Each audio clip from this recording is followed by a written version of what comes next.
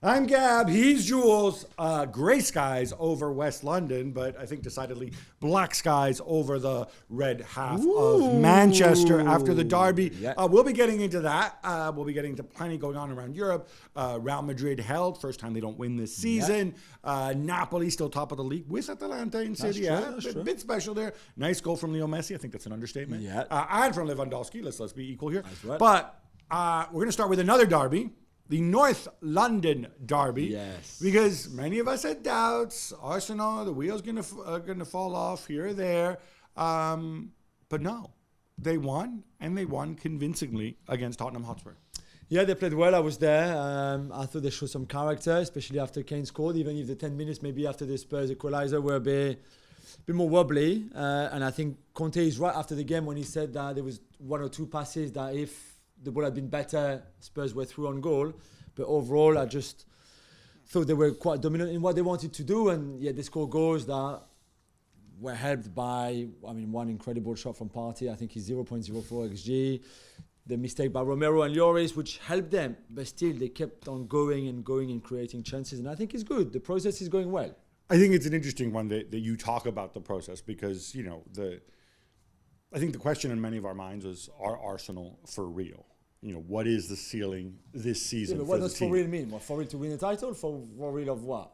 For real for all the kids. Look, Arsenal haven't had a particularly difficult schedule thus far. I kind of feel like this was the real. I know, obviously, they played United. And I think they played somebody else decent early in the season.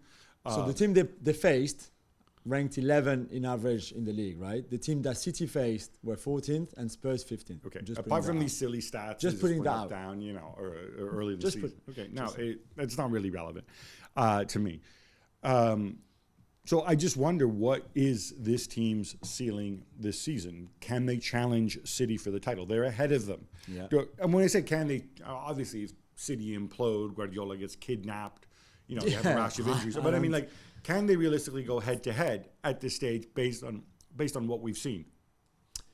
I don't think they're ready yet. But no one is as good as City anyway. No one is as good as City. I think they have more points than City, and as you just told me with your advanced statistics, they faced better teams than City. After 8 games, this is my point. Over 38 games, that's why City is so good. Right. That's why they won 4 of the last 5 titles. It's because over 38 games, not even Liverpool can catch them. So I think it would be hard for Arsenal to be there at the end, as in to win the title. But top 4, if they keep playing like this, but they're still very dependent on the Gabriel Jesus, for example, and you don't want him to get injured, on Thomas Partey, on those kind of players.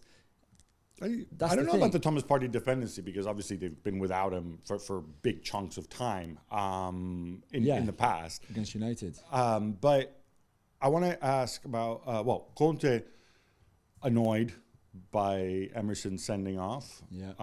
Is he right? I thought it was a red card. Yeah, I'm actually with you on this. People are like, but if you give a red card, I'm sorry, you do something that's stupid and that unnecessary in that part of the pitch. Plus, and the ball is like, but he catches him on the ankle. Like, what are we talking about? Exactly. I don't.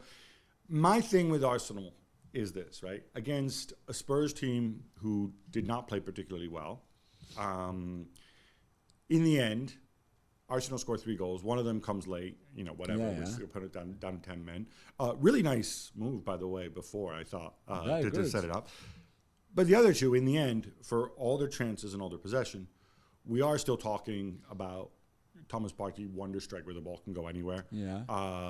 And a goalkeeping error from the France captain. Yeah. Had to slip that in there. Romero helped him, but still. And at the same time, those Spurs breakaways, Conte talked about sort of messing up the last pass. They get that pass right, they're through on goal. Yeah, okay, but then the penalty for Spurs is a big mistake by Xhaka first, and then Gabriel. There's very often you score with a mistake of the opposition, right?